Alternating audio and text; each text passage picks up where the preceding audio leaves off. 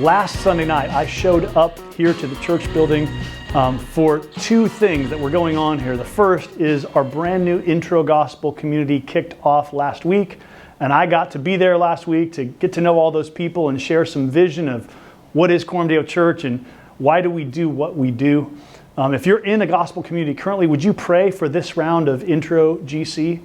And if you're not yet in a gospel community, I'd like to invite you to be part of the next Intro Gospel community, which will kick off in the fall. This is a 9-week group that we do to sort of take people who are newer to the church, immerse them in some of the foundational content that has shaped our understanding of God and of His gospel and of who we are as people. And then the goal is then to launch people out or shift people out into gospel communities, whether that's existing ones or forming new ones. And so it really was great last week to be with all of you who are in this Intro GC.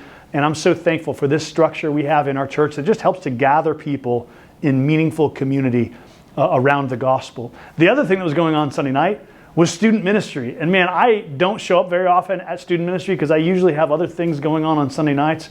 It was such a blast. I showed up and walked into the courtyard. There was a massive Gaga Ball game going on. If you don't know what Gaga Ball is, neither did I, but it is an intense game that a bunch of people play at once. It's competitive, but it doesn't seem like any particular athletic skill really advantages you. It's almost like anybody can play, and it is super competitive and super fun. It was really fun to see all the students of our church gathered around this Gaga Ball pit. I found out that if you win and you're a girl, they call you Lady Gaga for the night, which I think is awesome. So lots of fun stuff at student ministry, and it made me really thankful for those of you who volunteer in student ministry. I saw so many volunteers there serving the students and just being present and meaningfully engaged in the lives of the youth in our church. Thank you. I appreciate the role you guys play in helping to disciple students in our church. It was really fun to see all of you all doing what you do on Sunday night.